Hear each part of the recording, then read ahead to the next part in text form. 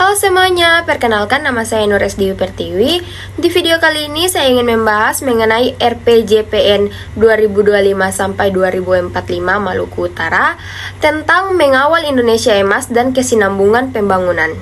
Semoga penjelasan saya mudah dipahami dan juga memberikan manfaat untuk kita semua. Selamat menyaksikan.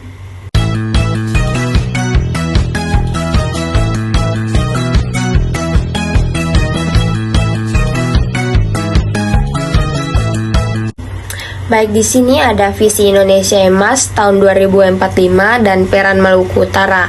Yang pertama itu ada Indonesia Emas tahun 2045 untuk mewujudkan NKRI yang bersatu, berdaulat, maju dan berkelanjutan dengan masyarakat yang sejahtera dan berdaya saing global.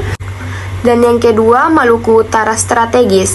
Sebagai wilayah maritim dan kepulauan, Maluku Utara memegang peranan kunci dalam mencapai visi nasional, menjembatani koneksivitas dan kekayaan bahari. Dan yang ketiga ada tantangan IPM atau juga disebut Indeks Pembangunan Manusia. Maluku Utara masih sangat terendah, menempati posisi ke-9 terendah secara nasional atau BPS tahun 2023, memerlukan perhatian khusus. Tantangan utama pembangunan Maluku Utara terbagi atas 4. Yang pertama, kualitas SDM sangat rendah atau juga disebut dengan peningkatan signifikan kualitas sumber daya manusia atau juga disebut dengan SDM, sangat krusial untuk mendukung transformasi ekonomi dan sosial daerah. Yang kedua, infrastruktur terbatas. Keterbatasan ini di wilayah kepulauan menghambat aktivitas atau akses terhadap layanan dasar dan distribusi barang. Ketiga, ketimpangan ekonomi dan sosial. Disparitas yang tinggi antara kabupaten menciptakan ketimpangan akses terhadap peluang dan kesejahteraan masyarakat. Dan yang keempat, ancaman iklim dan lingkungan. Perubahan iklim dan penurunan daya dukung lingkungan menuntut strategis imigrasi dan adaptasi yang komprehensif. Berikutnya ada strategis transformasi dan kesinambungan pembangunan RPJPN tahun 2025 sampai 2045. Yang pertama ada penguatan modal. Penguatan modal ini seperti memastikan fondasi yang kuat. Dan yang kedua ada pengembangan koridor. Pengembangan koridor ini seperti pertumbuhan ekonomi yang berkelanjutan.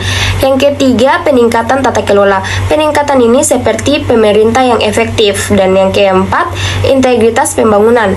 Integritas pembangunan itu seperti pelindungan lingkungan.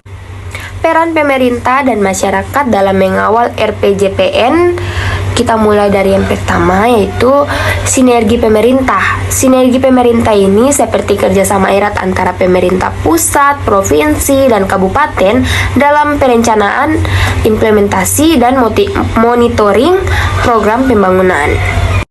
Dan yang kedua, pemberdayaan masyarakat seperti mendorong partisipasi aktif masyarakat seperti masyarakat lokal dan sektor swasta dalam setiap tahapan pembangunan untuk mencapai tujuan bersama.